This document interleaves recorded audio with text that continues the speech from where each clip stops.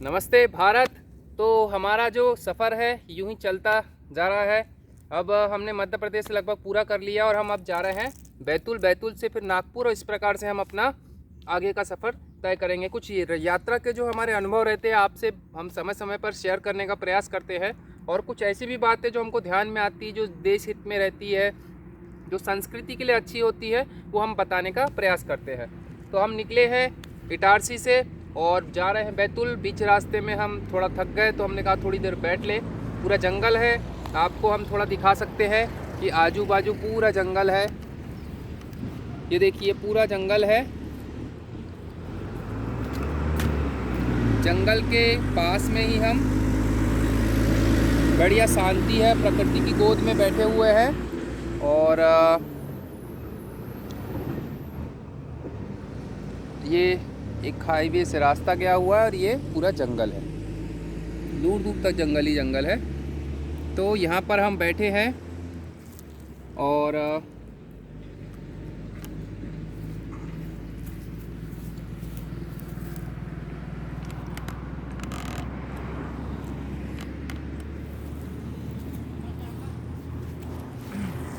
तो देख लिया, जंगल हमने दिखाया आपको। पीछे साइड जंगल है, सामने मेन हाईवे गया हुआ है, इधर साइड इटारसी है और इधर बैतूल है। बैतूल से ही आगे फिर नागपुर महाराष्ट्र लग जाता है। मैं हूँ और ये मेरा साथी है और ऊपर वाला हमारे साथ है। जो वर्तमान में जो हम हैं वो सब इनकी और प्रभु की बदौलत ही है, भगवान की बदौलत ही है अभी तक हम जो चल पा रहे हैं। रास्ते में ज़रूर ऐसे हुए हैं, पड़ाव आए हैं, कभी तबीयत भी ख़राब हुई है, कभी बहुत ज़्यादा शारीरिक पीड़ा भी हुई है, किंतु आनंद है। कुछ ऐसा करने का प्रयास कर रहे हैं कि हमने दायित्व निभाने का प्रयास कर रहे हैं कि देश में हम आए हैं तो संस्कृति से जुड़े हुए हैं। तो ये प्रयास कर रहे हैं अपने स्तर पर कि किसी न किसी रूप में देश का, संस्कृति का हम अपनी तरफ से कुछ न कुछ योगदान दे पाए, संस्कृति को जान पाए और उस संस्कृति को जानने के बाद किसी न किसी माध्यम से लोगों को उसको बता पाए। तो अभी रास्ते में एक हमारे साथ वाकया हुआ कि एक भैया थे बाइक पर, वो दोनों साइड उनका कैरेट लगा हुआ था, शायद सब्जी भाजी वाले होंगे। तो वैसा कोई बड़ा छोटा नहीं होता, क्योंकि समय जो भी हमसे बात करना चाहता है, जो भी जिस रूप में हमसे बात करना चाहता है, हम बात करने को तैयार रहते हैं। बस यही रहता है समय की, कभी कभी अल्पता के कारण किसी का कॉल आता है, किसी का मैसेज आता है, तो उसका हम रिप्लाई नहीं दे पाते। लेकिन एक भैया थे, उन्होंने हमें रोका। हम बहुत बड़े स्पीड में चल रहे थे। हमने कहा ठीक है भाई, सुनते उनकी क्या कहना चाहते। थोड़ा सा बस आगे पहुँचे, रोक दिया हमने। तो हमने पीछे मुड़ के देखा, हमको लगा क्या कहेंगे वो। तो उनने ये बात बोली कि हमको आपकी साइकिल चलानी। हमने भैया बोला यार, मन में बोला कैसे कैसे बेवकूफ़ लोग होते हैं, इतना स्पीड में मैं जा रहा हूँ। उसने रोक के मुझे हाथ दिखाया, मुझे लगा कुछ ज़रूरी बात करनी होगी, उसको कुछ जानना होगा हमारे बारे में। तो हमने रोक दिया। तो रोका तो उसने ये कहा कि भाई हमें आपकी साइकिल चलानी है।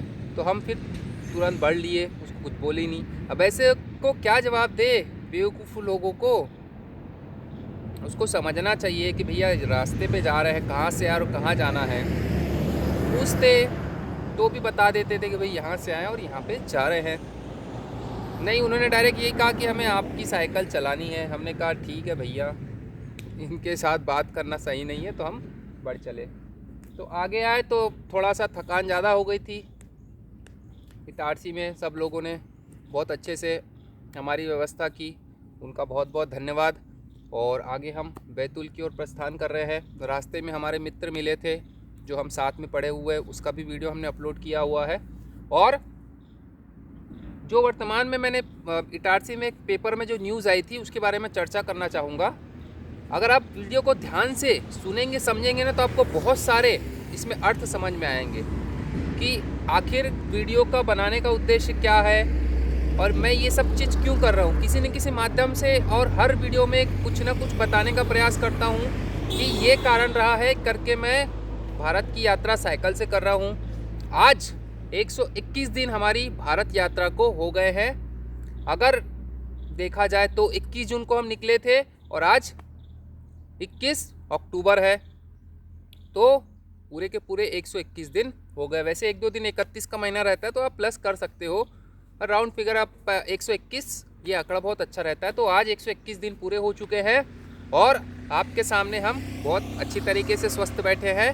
वो बिल्कुल उसका श्रेय आप सब का जाता है।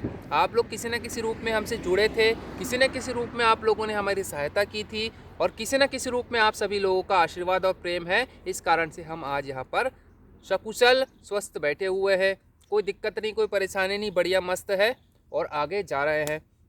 वैसे पीड़ाएं होती है, वैसे परेशानियां होती है, लेकिन ये तो जीवन का एक हिस्सा है, तो ये तो चलते जी जाएगा। आप चाहे इस प्रकार का काम करो या कोई भी काम करो, आपको समस्या आएगी ही।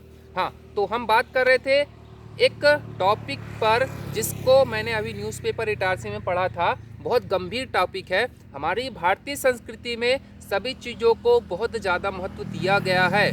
क्यों महत्व दिया गया है? क्योंकि भारतीय संस्कृति यह जानती है कि अगर इसको महत्व नहीं दिया जाएगा तो ये हमारे जीवन से हट जाएगा, और जब ये हमारे जीवन से हट जाएगा तो हमारा जीवन भी समाप्त हो जाएगा। जैसे हम अन्न की बात करें, अन्न हमारे जीवन का बहुत महत्वपूर्ण हिस्सा है। तो भारतीय इतिहास में, भारतीय कल्चर में अन्न को देवता के रूप में माना गया है। उसी प्रकार से जल का भी बहुत ज़्यादा महत्व है, जंगल का है, पशु पक्षियों का है, प्राणियों का है, प्रकृति का है। सभी का अपना अपना महत्व और सभी को हम पूजते हैं, ना केवल उनको महत्व देते बल्कि उनको पूजते हैं। क्योंकि जब हम किसी संस्कृति को, किसी व्यक्ति को या किसी भी प्रकार की चीज़ों को पूजते हैं तो हमारा उन पर श्रद्धा आ जाती। श्रद्धा का हम नुकसान नहीं करते, लेकिन पता नहीं क्यों जब से हम मॉडर्न तरीके से आगे बढ़ रहे हैं तब से हमारी श्रद्धा का स्तर धीरे धीरे घटते जा रहा है और उनके प्रति हमारा लगाव कम होते जा रहा है। और उसी का दुष्परिणाम ये आ रहा है कि दिन ब दिन गर्मी बढ़ते जा रही है, पानी अनियमित मात्रा पर गिरता है, जंगल काटे जा रहे हैं और कहीं ना कहीं क्या हो रहा है, विस्तार हो रहा है। लोग घर बना रहे हैं, फैक्ट्रियां बना रहे हैं, रोड बन रही है। ऐसा नहीं कि विकास नहीं होना चाहिए, उसके साथ साथ जो प्रकृति है उसका भी संवर्धन होना चाहिए। तो मैं यही कह रहा था कि जो गंभीर विषय उस पर आते हैं।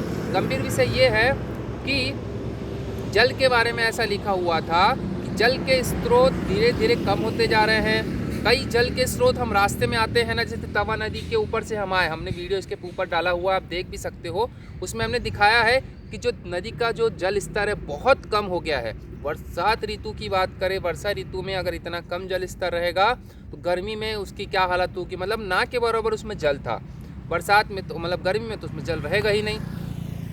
तो उस स्तर पर मैं बात करने का प्रयास करता हूँ। मैंने अपने स्तर पर स्टडी की कि किस प्रकार से हम जल की बर्बादी कर रहे हैं। मैं इसलिए बर्बादी बोल रहा हूँ क्योंकि पहले का हमारा उपयोग करने का तरीका और अभी का उपयोग करने का तरीका दिन प्रतिदिन क्या हो रहा है, बदलते जा रहा है। अब कैसे बदलते जा रहा है, क्यों बर्बादी कर रहे हैं? ऐसा नहीं कि आप ही कर रहे हो, मैं भी बहुत सारी ऐसी चीज़ों में शामिल हूँ।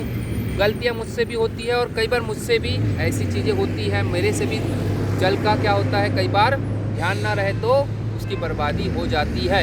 लेकिन बस प्रयास यही रहता है कि हम मिलकर जितना हो सके हमारी संस्कृति को, जल को, हमारे भारत को एक अच्छे स्तर पर लाने का प्रयास करें, ताकि न केवल मनुष्य बल्कि जीव जंतु, प्राणी, प्रकृति, जल सभी का हमारे ये जो स्तर है, जीवन जो चक्र है उसमें बराबर का महत्व रहे।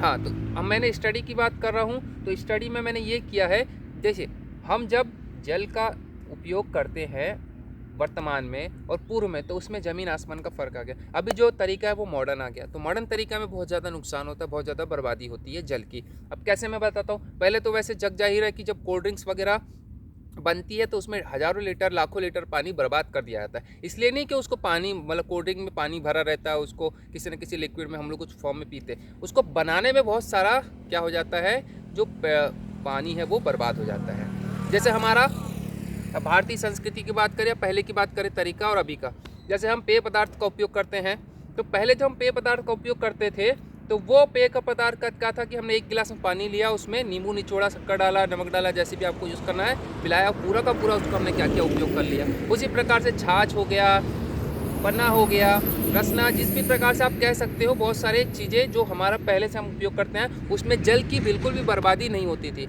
अभी ऐसा हो गया है, कोल्ड ड्रिंक वगैरह उपयोग करते हैं तो जल की बर्बादी होती है। तो सामान्य सी चीज़ें सबको पता है, जो मैंने स्टडी किया है उसको आपको बताना चाहूँगा। सुबह सुबह हम जब उठते हैं तो सबसे पहले हम कहाँ जाते हैं?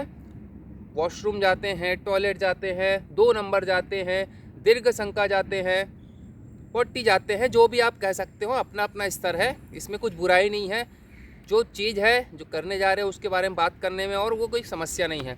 तो हम जब सुबह सुबह जाते हैं पैखाना, 2 नंबर, दीर्घ संका, टॉयलेट, तो टॉयलेट करते हैं, स्वाभाविक सी बात है। आजकल पॉट वगैरह आ गया, पॉट वाला सिस्टम लगभग लोग अपनाते जा रहे हैं। जो सामर्थ्यवान है वो अपनाता है, ऐसा नहीं है कि सभी अपनाते हैं। बाकी कुछ लोग पुराने स्तर पर ही है और बहुत अच्छी बात है।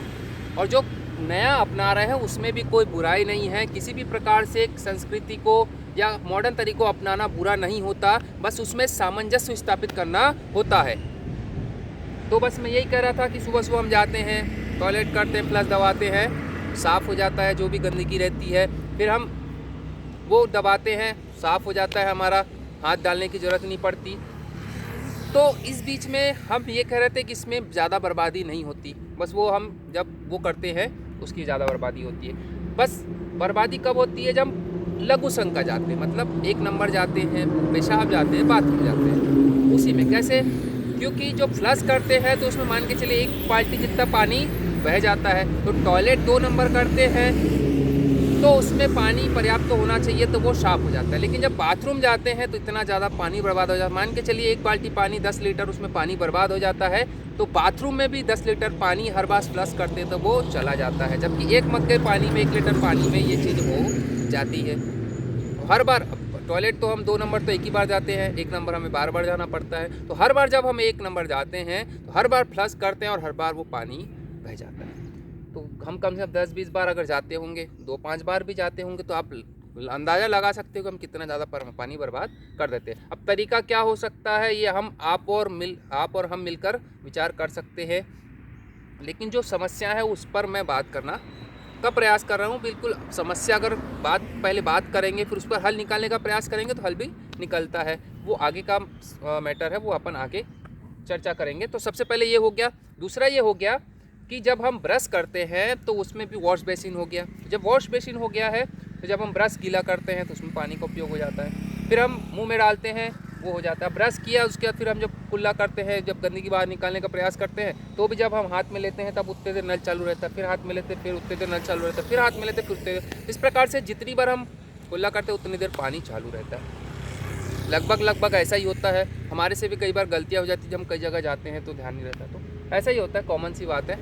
तो उस बीच में हम कह सकते हैं जहाँ 1 लीटर पानी ख़त्म होना चाहिए, 10, 12, 15 लीटर पानी ख़त्म हो जाता है। अब उसका ये तरीका ये हो सकता है, इस पर मैं तरीका आपको बता सकता हूँ कि 1 मग्गे में, जैसे हम पहले करते थे कि मग्गे में पानी लिया, ब्रश भिगोया, उससे ब्रश किया और मग्गे से ही हमने क्या किया, हाथ डाल के किया, या फिर जिस भी तरीके से, तो 1 मग्गे से ज़्यादा पानी बर्बाद नहीं होता। तो ये हो गया एक तरीका बचाने का भी, और किस प्रकार से बर्बाद होता है वो बता दिया। अब नहाने में भी कई बार हो जाता है, हम ऊपर नल लगा लेते हैं तो ऊपर नल कई बार चालू रह जाता है। पहले क्या हो जाता था, मैं आस-पास से पानी ला देते तो पानी की वैल्यू पता थी। 1 बाल्टी में हमारा अच्छे से नहाना हो जाता था। 2 बाल्टी, 2 मग्गा पानी डाल, 1 बाल्टी पानी नहाने के लिए लिया, 2 मग्गा डाला, शरीर गीला हो गया, साबुन लगाया बढ़िया अच्छे से, और जो बाल्टी में पानी बचा उससे नहा लिया बढ़िया। 1 बाल्टी पानी में हमारा अच्छे से नहाना हो जाता था, बढ़िया आनंद भी आता था। अब ऐसा हो गया कि 2-4 5 बाल्टी ख़त्म कर देते, पता ही नहीं चलता नहाया। इतने जल्दी में नहाते हैं हम, और सब चीज़ों में क्या है, हमारा ध्यान बटा रहता है, तो आनंद ही नहीं आता। तो यही हो जाता है, नहाए बढ़िया और 8-10 बाल्टी ख़त्म की और हो गए। अब यहाँ पर भी अगर 1 बाल्टी का पानी का यूज़ भी करें तो बहुत अच्छा है, ये हो सकता है। ऐसे बहुत सारे चीज़ होती है जिसके कारण पानी बर्बाद होता है।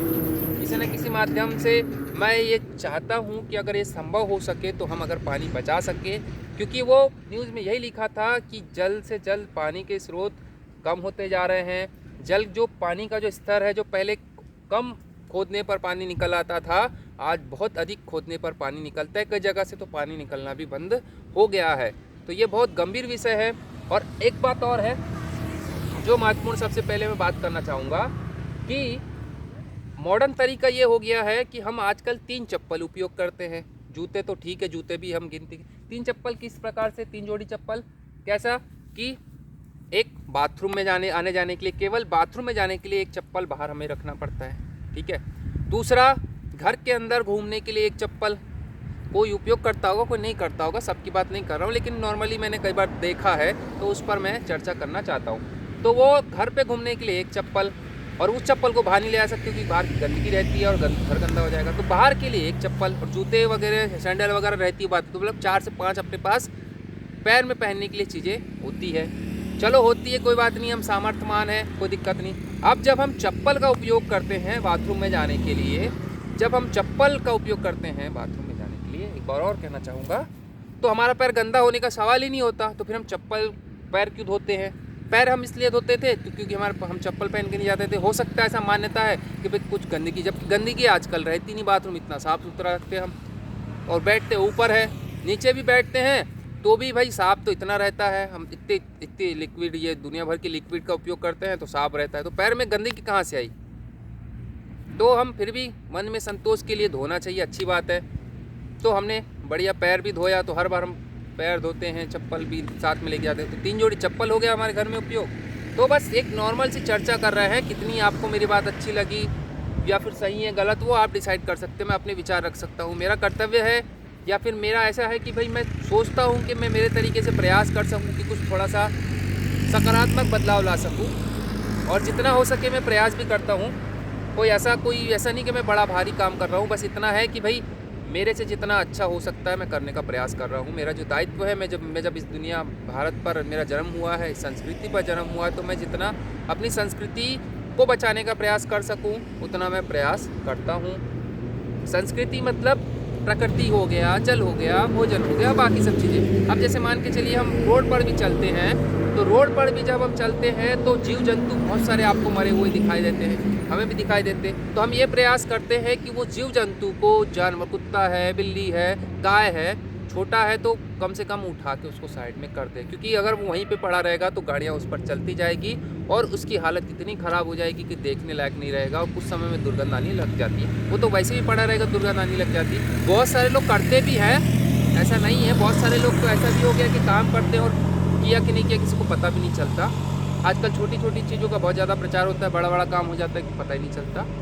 तो हम यही कह रहे हैं कि हमारे स्तर पर हम जितना सकारात्मक कर सकते उतना करने का प्रयास करते हैं, और आप लोगों जो मुझसे जुड़े हुए हैं, जो वीडियो को देख रहे हैं, उनसे बस इतना ही अनुरोध करूँगा कि आप भी बिल्कुल अपने अपने स्तर पर जितना हो सके संस्कृति का, अन्न का, जल का, और जिसके माध्यम से हो सके अच्छा उतना करने का प्रयास करिए। हम मिल बांट के परिवर्तन लाने का प्रयास करेंगे, क्योंकि हम प्रकृति से और प्रकृति हमारे से है। तो इसी के साथ हम अब आगे बढ़ने वाले हैं, बैतूल पहुंचने वाले हैं। वहां पहुंचने के बाद हमारे पास नया अनुभव आएगा और नई चीज़ों के बारे में हम बातचीत करेंगे, और बहुत सारी चीज़ें ऐसी भी है जो हमने कलेक्ट की है, वो धीरे धीरे आपके सामने लाने का प्रयास करेंगे, और आनंद आपको आएगा, क्योंकि हम खुद आनंद लेना चाहते हैं जीवन का। आप भी लीजिए और मस्त रहिए, और संस्कृति से जुड़े रहिए, योग करिए, स्वस्थ रहिए, मस्त रहिए, और वंदे मातरम, नमस्ते भारत। फिर मिलेंगे।